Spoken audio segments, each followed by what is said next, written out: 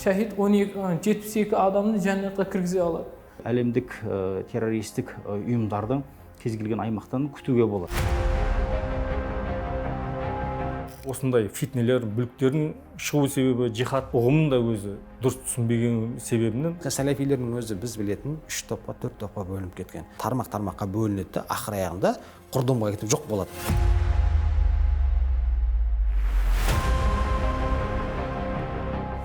Деструктивті діни ағым қоғамның тыныштығын бұзатын, ұлттық бірлік пен рухани тұтастыққа сыза түсіретін идеологиялық қауіп.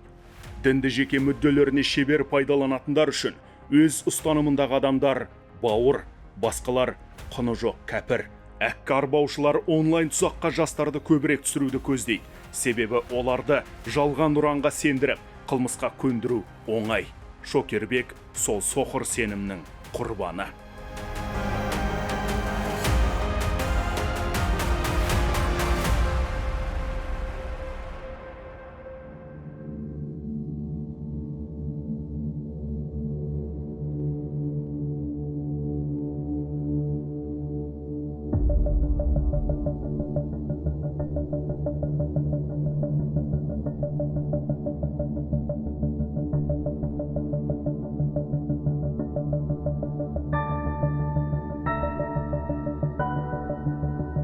Қылмыстық кодекстің 4 бабымен айыпталып отырмын. 174 бабының 2 бөлігімен.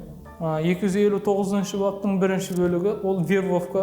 256 баптың 2 бөлігі терроризмге тарттым, терроризмді оған насихаттадым. Шокербек әлі кәмелет жасқа толмады, сондықтан оның жүзін жасыруға мәжбүрміз. Интернет желісінде әртүрлі қалай айтсам болады, өздерін имам деп таныстырып атқан өтірік имамдар бар. Абдулла Зуфар деген, Абу Салах деген бір уағызшы, енді шын есімін білмеймін мен. Интернетте солай көргем, ол туралы естісем бола ма дегенімді жоқ. Бұл Сирияда жүрген уағызшы бұл. Бұл радикальный есептеледі. Хижрет деген көшу. Жихад дегені тек қана соғыс. Шахид деген кім? Шахид деген мысалы дін жолында құрбан болған адам. Шахид 72 адамды жәннатқа кіргізе алады. Көптеген жастар, өзбек ұлтының азаматтары әлеуметтік желіде өзінің парақшасында сондай тыйым салынған уағыздар сақтаған үшін немесе тарқатқан үшін істі болып бас бостығынан айырылып жатыр. Өкінішке орай. Ол бірден ешкім кел өлеміз деп ешкім басында жасамайды. Әбден оны былай айтқан кезінде неше түрлі уағыздармен оны әбден дайындап алады бірінші. Сөйтеді көз жеткізеді. Кез келген уақытта тапсырма берсек, жасай ма, жасамай ма деген секілді. Рухани ашқан адам, былай айтқан кезімізде, егер өзіне қажеттілік көңіліне шығып жатса, барлық нәрсеге дайын болады. Мысалы, біреу болуы мүмкін, бұрын мен көптеген күнә жасадым, ішкілік іштім, жаман жолда жүрдім. Мынау айтып тұр ғой, мынаны жасасаң сен тіке жәннатқа кіресің дейді. Онан бәрі маған жуып шайылып кететін шығар, бұрынғы сен күнәларым. Лучше мен нан істеймін деген сияқты бір шешім қабылдауы мүмкін арада біреулер.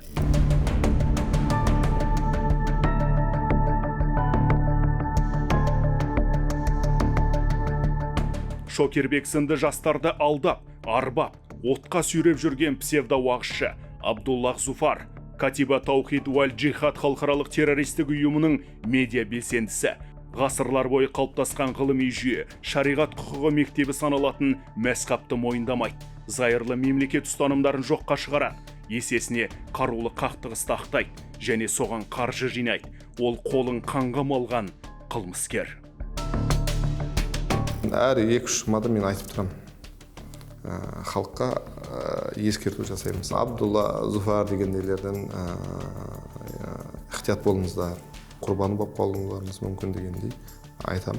Олардың уағызы дәстүрге шабуыл жасау, халықтан оны шығарып алу, бөліп алу. Мысалы, дәстүрге шабуыл жасай беретін болса, дәстүрді қаралай беретін болса, адам өз-өзінен халықтың ішінен шығып кетеді. Өйткені халық дәстүрді ұстанады. Халықтан бөліп алғаннан кейін болды. Өзін қалаған нәрсесін істетеді.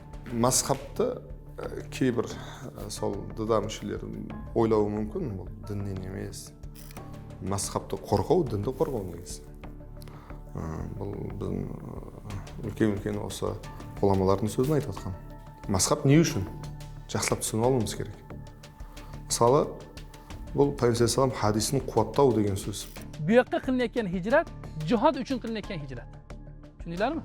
Jihod uchun qilinayotgan hijrat. Шокербек тыңдаған тағы бір псевдоуағызшы Абу Салох.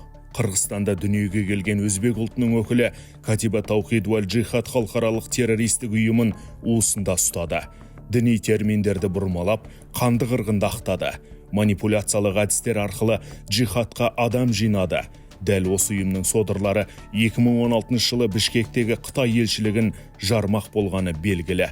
Ескертеміз, Біріккен ұлттар ұйымымен ақш Катиба Таухид валь Джихад ұйымын аса қауіпті террористер тізіміне енгізді.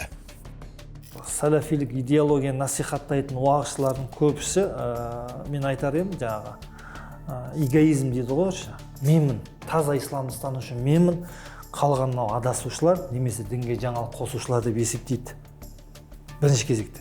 Екінші кезекте әдеп мәселесінен өте жұрдай. Ұлт деген ұғымды жоюда. Мысалы айтатын болсақ, қараңыз, Алла Тағала Құранда бізді ұлт-ұлтқа, тайпаға бөліп қойдым деп Алла Тағала өзі айтып тұр. Біз өзіміз бөлінген жоқпыз. Алла бізді бөлді. Деструктивті деген сөздің негізгі бір қазақи мағынасы қалыптасқан жүйені құлату, бұзу деген мағынаны білдіреді. Ол қалыптасқан жүйеміз не? Бұрыннан біздің ата-бабамызбен, дәстүрімізбен сіңісі біте қайнасқан шариғатымызды айтқанда құлату, жою, бұзу.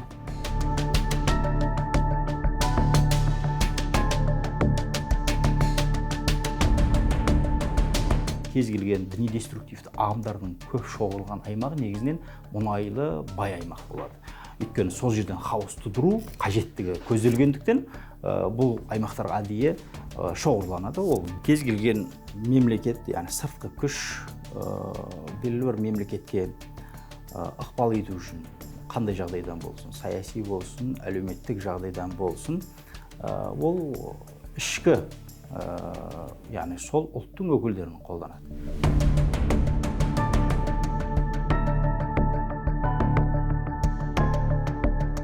Жастардың сенімін пайдаланып жалған уағыз тарататын әккі псевдоуағызшылар ғаламтор кеңістігінде көбейіп барады. Олардың түр-түсіне, киген киіміне, эмоциясына, тіпті алғашқы кезде айтатын әңгімелеріне де қарап отырып, шынайы имамдардан ажырату қиын. Бірақ бұл сенімге кірудің алдамшы тактикасы. Алдына келген құрбанның 62 тамырына у таратып үлгерген соң, өздерінің радикалды идеяларын бойына дарыта бастайды. 2017 жылы қыркүйек айында ислам ынтымақтастық форумы өтті. Бүкіл ислам әлемінен президенттер қатысты. Ол жерде мынандай бір статистика айтылды.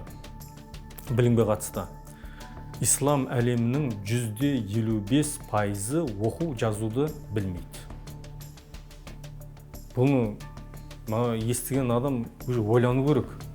Біз қалайша ислам әлемі біз басқаларға үлгі көрсете білуіміз керек болатын болса, басқаларға жаңағыдай ғылымнан, мәдениеттен, өркендеудің жолдарын біз көрсеткіміз келетін болса, онда біз 55%-дан ештеңе көрсете алмаймыз деген сөз.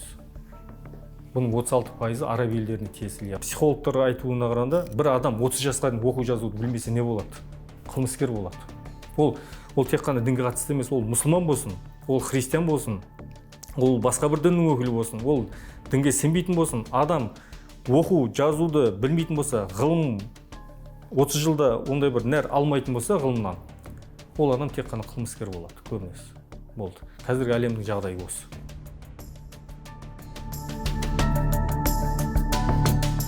Тергеу кезінде Шокербектің әлеуметтік желідегі парақшасынан халықаралық террористік ұйымның үгіт насихаттары табылды. Ал елімізде сот шешімімен қызметіне тыйым салынған ұйымды насихаттау қылмыс.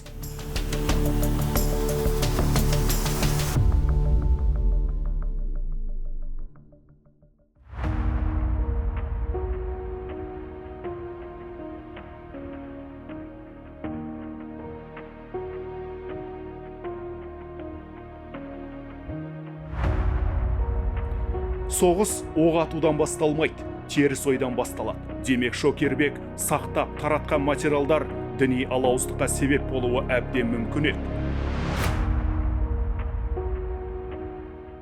Әл-Ихуанил Муслимин деп бір шет елдің бір партиясы, Мысырда шыққан партия екен, 1826 жылы. Сол партияның сөздері бар.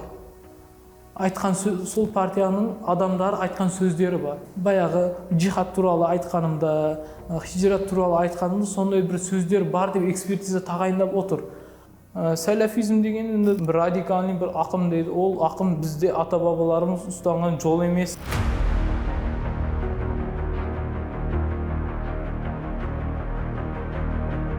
Қазір мысалы сәләфи дейміз, олар өз арасында 5-6 тармаққа бөлінеді, ертең тағы 10 жылдан кейін барып бұлар тағы тармаққа бөлінеді. Өз арасында 40 пышақ болады.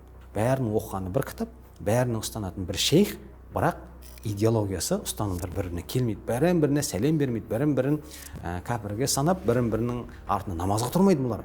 Енді өкінішке орай, ол адамның жаратылысында бар дүние ғой. Сәл азды көпті білім алса, өзін білімді данышпан ретінде санай кетеді. Сондықтан қазақта бір сөз бар емес, оқыған сайын өзімнің надандығымды сезіне бастаймын дейді ғой.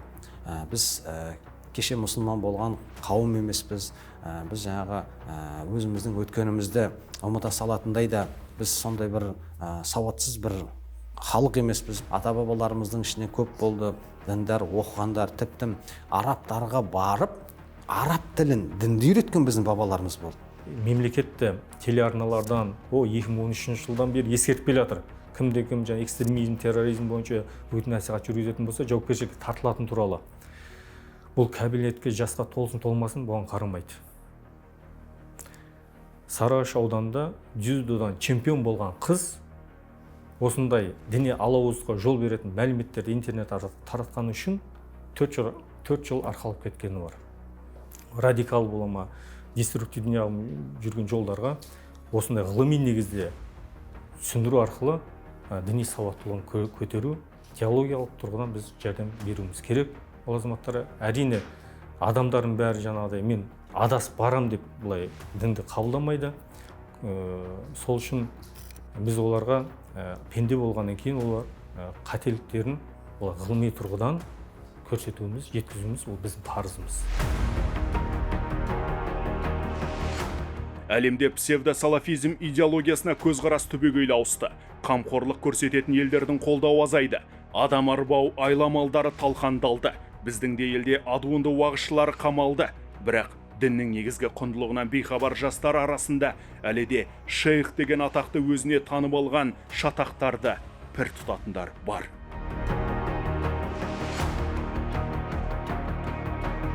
Адам денесіне бір жара шығатын болса, немесе бір ауыру сырқаттанатын болса, онда бір дәрігерлер бір дәрі беріп, оны емдеп алуы мүмкін. Яғни дене кесілетін болса, орны бітіп кетеді. Бірақ жүрек ол қиындау мәселе. Дамла Хиндустани, Молла Мұхаммаджан Рустамұлы алейхи рахма ұстазымыздың сөзі бар. Ол айтады да, мен өмірлік тәжірибемде мынандай нәрсені көрдім дейді. Бір вахаби немесе сәләфиге дініміздің құндылықтарын ұқтырудан 10 дінсіз адамды дінге кіргізу, 10 коммунисті дінге шақыру маған жеңілдеу дейтін еді. Сонша ғұлама кісі болған. Шынымен ол қиын мәселе, бірақ Құдайға шүкір, ол қайтады. Қайтып жатқандарды көріп жатырмыз. Қайтару мүмкін, бірақ ол еңбекті талап етеді.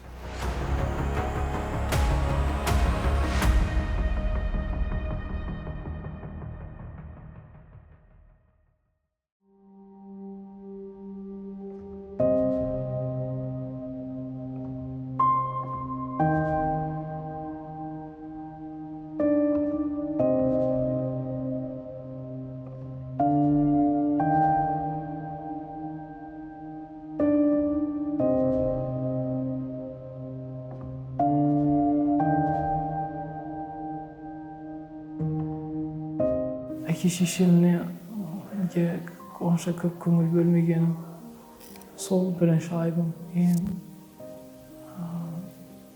Үлкен қателігім сол. Әке-шешемнің пікіріне де көңіл бөлуім керек еді. Сол менің бірінші қателігім сол.